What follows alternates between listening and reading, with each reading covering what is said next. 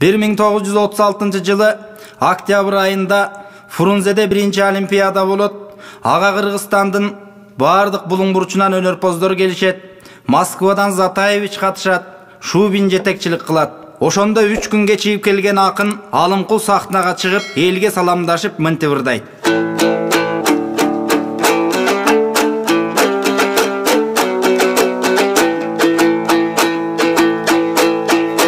Ала толук акындар, мындан албан акын бар.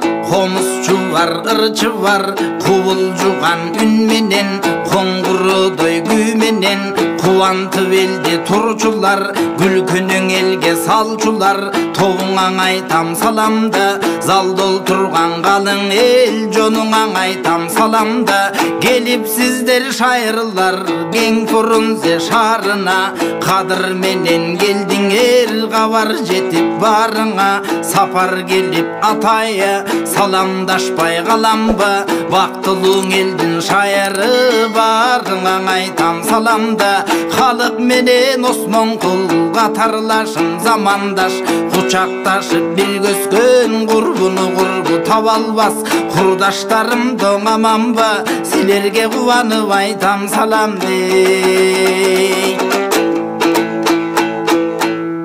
Деп Алымкул атабыз ырдап бүткөндө, калыстар тобун ичинен узун бойлуу кара тору мурутчан киши тура калып эле мени көздөй ырдап калды дейт.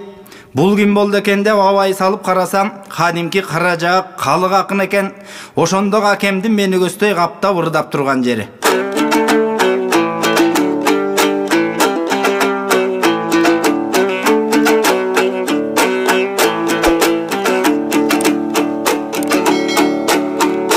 Алымкул динимиң рахмат, айтып өттүң саламда, эсенде шибиң алала, эли журтуң аманба, кел албай анегеңе буйдалдың, кеч алдың бұңе кабарда, кылчакта бүйдөңө жаттыңбы, кыялбай катын балаңда, алыс экени деп уккам, тигиң алай кулейлеге баткенде, алар делеңе кечикпей, Алымкул сендени бат келде, тогуз торуңе чаткалдар, толук эле келдиңе кечикпей, тоо башындаңе жаткандар, келдиң бүгүнде жаңыдан, кечигип калдың абыдан, келген дөнөрде поздордун, кечирим сураңы барынан,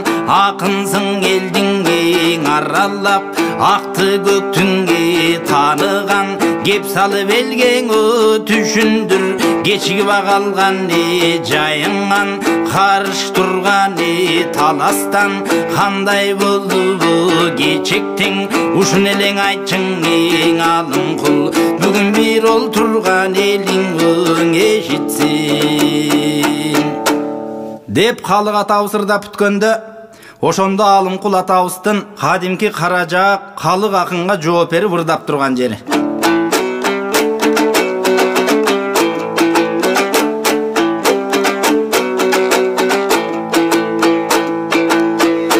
Кыйытсамга кебилерсиң, бу менин кырсык чыгып жолума, кызыл желек көтөрүп жүрүүчүң элем колума, жерге түштүң ой желегим, жаркыраган желекти да жашырбай кантип келемин, чыга албай үйдө жатканым, чымчыгым ушту чынардан, артынан куусам жеткирбей ашып кетти кыраңдан, колунум качты желеден, кандай кырсык болбосо алдыда келчү мен элем, талпындым эле жетсем деп, таба албай калдым айламда, тагдырдын жолу тайгалакта талаша турган шай барба, баламды берип эсине, башыма туман айланда, ойлогонум ойго жете албай, какең ошентип колум байланды.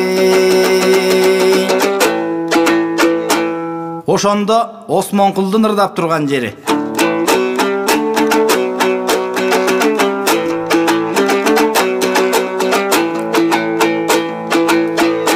Жайыңды гана айттың,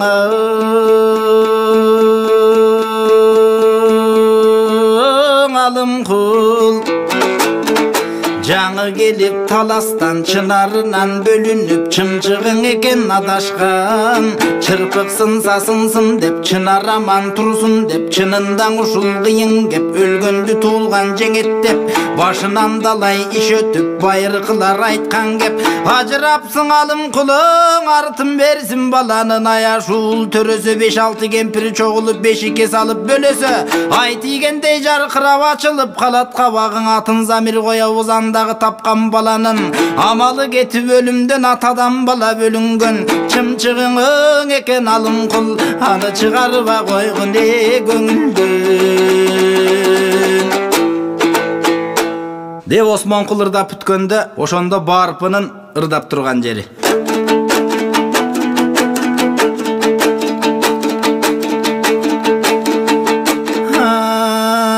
Құл шырағым аман болсын чынарың уақыт жетіп күн бүтіп ұшқан екен тынарың өзің делеп аласың өкініп тартпаң уайын көпірің алым құл көлге кеткен турбайба көк шұңқарың айланып чөлге кеткен турбайба жет атаң барып тынч алған жерге кеткен турбайба бори бүтүн баш эсен болгон эмес адамда айтқаныңға туңы құлды аралаштырып саламға қаза шұңқар жем жесе қанатын қанға тигізбейді қайраты бар ерлер көп қайғысын елге білгізбейді екі ағайын кишинен бірі кедей бірі бай екі жилі кетжесең бірі қарғыш бірі май жанашаң екең өзөндүн бірі тоқой бірі сай жашыба жаман адам жаңукам жаратылды ушундай тиң Осмонқұл менен қалықты өзіңаң алдыңда отырған 4-5 шал барбыз бізді ұнытып қалдыңда Ниязалы Бекназар шапақ тұрат алдыңда кече топ жиында жолықса тоқтоғыл айтчу саламды тоқтоғылдан чоңсың бу тоғытподың қоңағаңды қадырлап өзі қол беріп қалмырзаң айтчу саламды қалмырзадан чоңсың бу қарабадың қоңағаңды кече көлі көмір өчүріп көп тұрған чағымда көрінгендің қыздарын өп тұрған чағымда перизаттардың тобына барып тұрған чағымда белегіме бетарча алып тұрған чағымда барпы деген мен елем балдармен кімден кемелем түндік түштік ақындың түзіктеріне теңелем халық енем сен айтша қайсақындардан кемелем арқан жияныр чыңдың алдың қызына теңелем ертебі кечпегін білсін ешкінікіндей жаш қалды қача тұрған құштағы қарай берет асманды қачушы құштай уағым қаласаң балдар кезінде қадырымды сұрағым қарғанда түшет ойыңа қайғы санаң ұзын жол заманың келді тілеген сайраған балдар аман бол естүй болса балдарың еркелетет қарғаның есі жоқ болса балдарың есептен ачығып қалғаның деп барпақын ырдап бүткенде ошондо Алымқұлдун жооп берип турган жери.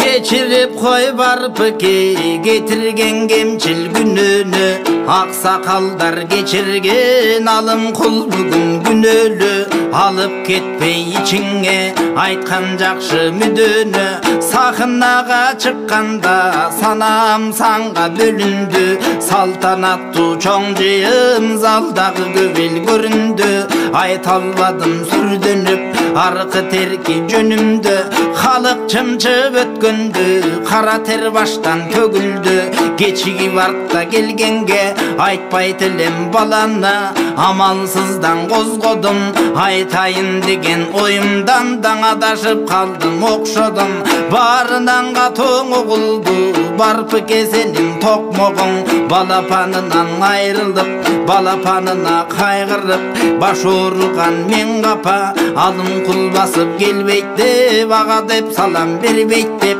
ал жөнүндө сен капа өтүнөм ага кечиргин бүгүн экөөбүз бирдей тең капей.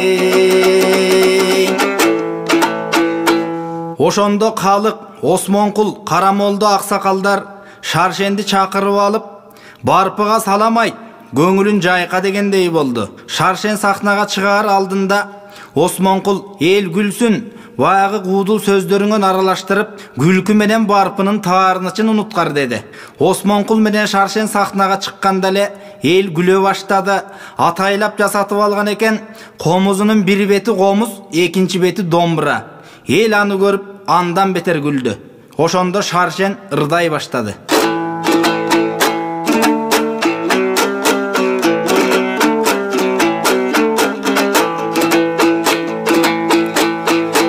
Айтқандар айтып салабы, менде яңқыл ұрғыры қалабы, анықтап танып алайын, ақын барпың ағана.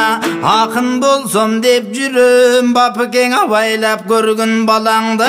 Чоғылышта жиында, чоң жырғылыр салабы, мендей чобырлар жетпей қалабы.